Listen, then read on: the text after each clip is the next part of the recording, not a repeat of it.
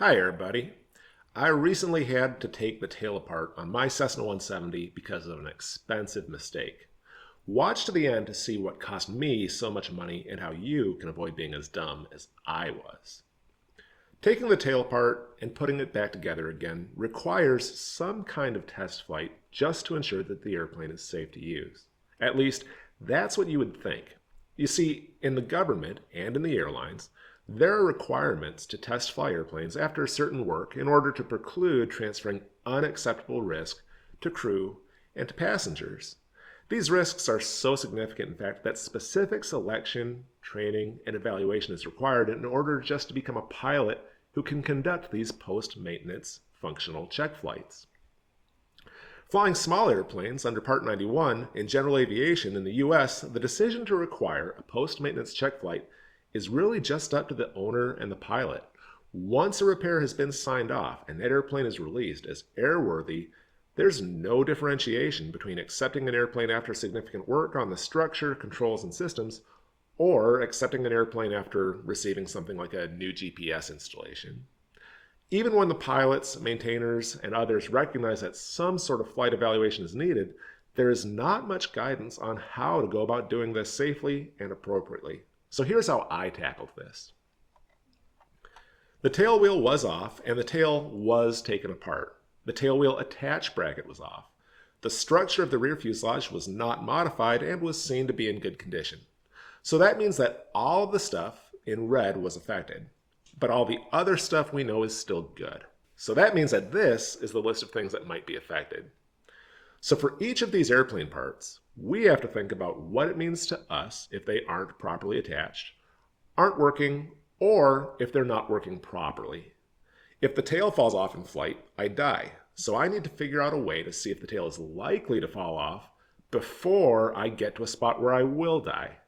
Maybe I can find a way to check if the tail falls off when the risk is only that I break the plane instead.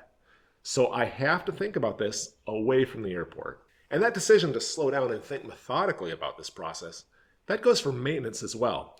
There is not a good reason to go flying without a signed off repair or some kind of special flight permit. Your airplane may not be insurable without these, and getting the paperwork straight isn't just some pro forma procedural stuff for legality's sake. Think of this as one of the many firewalls between us and forgetting something important. So with appropriate signatures and releases, the next thing that we have to do is research, and we have to think a little bit. For all of the parts that we're working on, we need to know their original certification requirements. We need to have an idea about how they were tested, and then we need to make some risk assessments. For civilian pilots, we can look up Part 23 or Part 25 regulations, refer to guidance in AC 25-7 or 23-8, and we can look at industry best practices. Flight Safety has some nice publications on functional check flights as well. There are some good references for amateur planes in AC 90-89. So, for example, my elevator and rudder stops were not changed. So I'm not terribly worried about breaking out protractors to measure control deflections. I do, however, think it's worth considering the possibility of jammed controls, separated controls, failures of hinges, linkages, insecure hardware, things like that. So then we chair fly. What conditions are ideal? And what conditions are unacceptable? If the elevators jam in such and such position, what are my first 3 actions? And what am I going to do after that? What if my elevators jam in a different position? What if I experience flutter? What if my elevators become disconnected entirely? How can I figure out whether something's going to break on pre-flight? How can I figure it out before I'm faster than a trot? How can I figure this out before I'm flying? And so on. So with this thought and research, you build up a protocol and you'll make some little note sheet to take flying with you. I keep my sheets pretty basic, but they include required conditions and a few escape contingencies to review before a task. Of course, after a bunch of things have been worked on, you cannot write a checklist for every single eventuality, especially when we talk about compounding failures. But by having a few of the contingencies mapped out ahead of time, it frees up my brain power to deal with a complicated or compounded issue. Take, for example, a tire blowout on this Boeing 767. In this case, a simple failure of a retread tire took out 2 of the airplane's 3 hydraulic systems. That, in turn, knocked out primary flap controls, nose wheel steering, normal and alternate braking, and one of the engine thrust reversers. This put the crew into a spot where they had no valid landing performance data as well.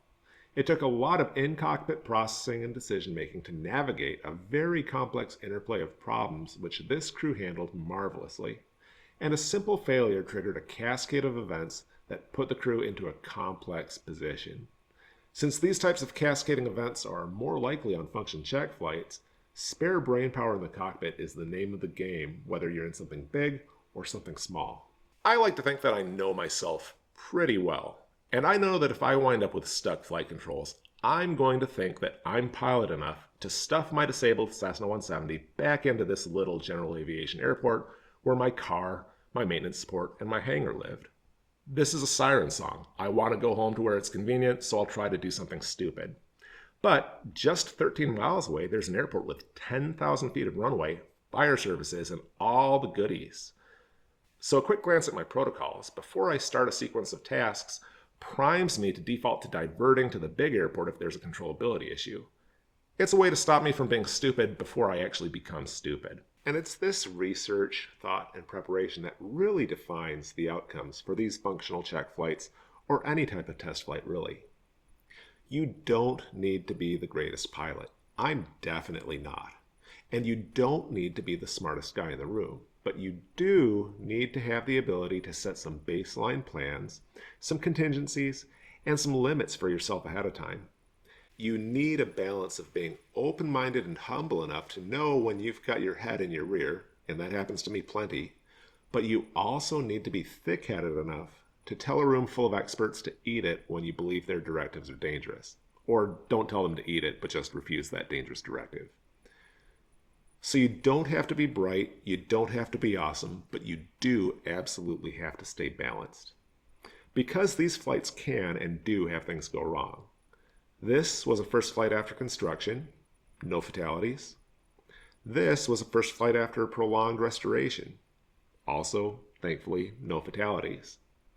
This was a first flight after having work done on a fuel control unit from an uncertified mechanic.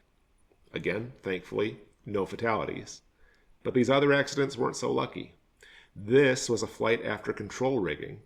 This was a flight to check the stall warning system on this airplane. This was another flight to check stall warning systems. And this was a flight after maintenance that seemed entirely unrelated to a failure of a propeller hub. When it comes to conduct of the test, cameras are our friends. You can take before and after photos with your phone, borescope internal parts, etc. to see if things look different between post-flight and pre-flight. And you can rig up GoPros to keep an eye on critical components and even have an iPad set up so that you can periodically check how airplane parts look while you're still flying. Incidentally, that's why I don't have as much YouTube-worthy flight footage as I'd otherwise like. Some of my cameras were positioned just so I could see brackets, rivets, hardware, things like that. The next step is a really detailed pre-flight. You'll have come up with emphasis areas when we were making that protocol earlier. And now is the time to take a really long while to do your inspection with a flashlight. When you do this, you're going to look at each airplane part, stop and think about that airplane part, and then move on to the next piece of airplane. And depending on what sort of work has been done, this could take a good long time. I might find myself lying on the ramp with a cell phone taking pictures of perfectly good rivets under my tail, for example. And after this is complete, I usually take a coffee break and then come back and do a routine daily quality pre-flight again. By doing this two-step process, it's a method for me to come back to the plane with a fresh eye and hopefully catch things that I might have missed. Today, after this long pre-flight, the plan is to make one trip, which will be nothing but low, medium, and high-speed taxi testing, followed by a post-flight. And then if that goes well, we'll take the airplane flying. On the ground, we're going to check the tailwheel for attachment, steering, shimmy, and we're going to make sure the empennage stays attached. So this stuff I'm doing here is about checking the steering and control in an open area away from obstacles. And we do this so we have options to stop or just run off the plane's energy if we also have a brake failure or something. And now we're going to build up a little bit of speed in different headwind, tailwind, and crosswind conditions. This puts a little bit more stress on all the parts and sends a little bit more vibration through the hardware. Then we do the same thing again, only we'll be lifting and settling the tail. We are also going to use different amounts of elevator pressure to see if we can try to find a shimmy problem.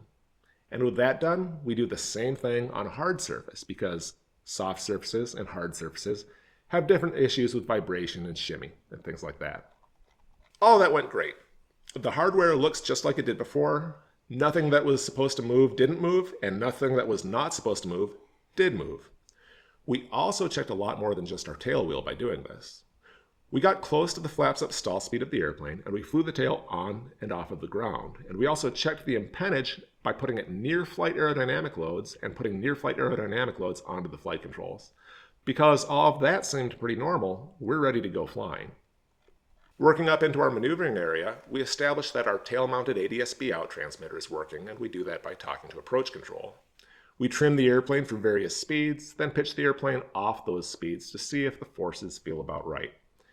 At first, this happens pretty gingerly, and then as our confidence builds up, we take the airplane through more and more airspeed deviations. We also do some power on and power off stalls with and without flaps, and then we'll do some steep turns. All that seemed pretty normal. So we land, and we call it a day. That was all boring, and that's what we want. Now we can go back to our previously scheduled silliness with my Cessna 170. So what was this expensive mistake that I made which necessitated all of this work and test flying? I noticed some paint damage around an old crack which had been stop drilled in my tailwheel bracket. That didn't look good, and upon further inspection, it looked worse. So I had the old bracket removed, and I replaced it with a new bird dog bracket from Air Repair out of Cleveland, Mississippi, and that meant pulling the tail off in some pretty significant airplane surgery. With the old bracket off, however, we found that this big line here was not a crack. In fact, it was an old repair to a crack where somebody had heat fused the steel back together. So I might have removed a serviceable part because the paint wasn't sticking to that particular repair. Could I have conducted a dye penetrant test on the part with it still attached to the airplane? Yeah, I could have conducted a dye penetrant test by stripping the paint and seen if the part was still good.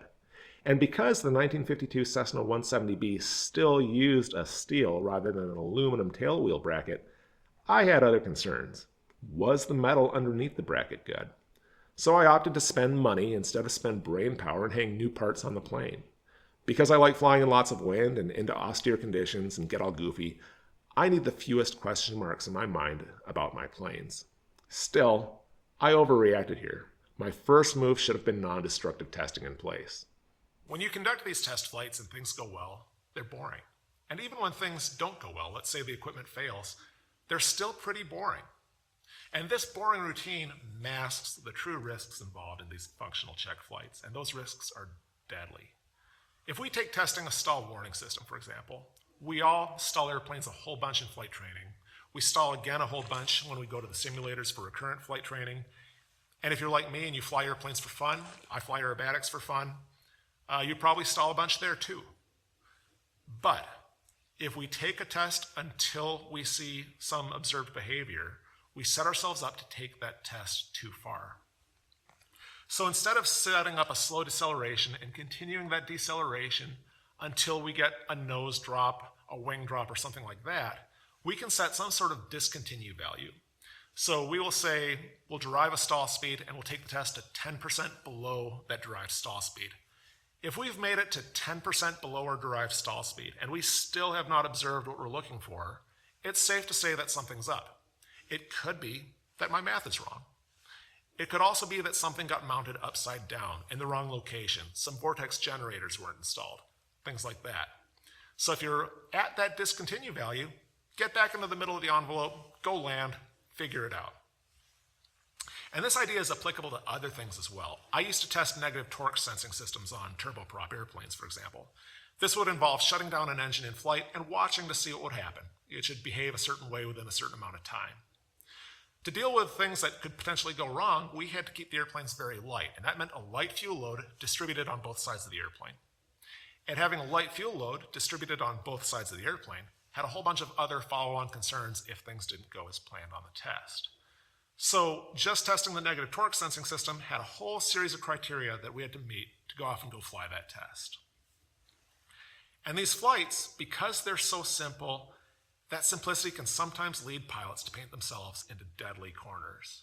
Just like how the flights are pretty boring, this video is pretty boring. And because this video is boring, I don't expect it to get very many views. But if it reaches one pilot who's checking out a plane after maintenance, or if it reaches one pilot that's checking out an airplane that's been recently modified, it's done its job. And even if you think that I'm a Dilbert of some kind, that doesn't matter. What matters is you take that minute and think about how you actually want to conduct that test. Anyway, thank you for your time. Thank you for watching.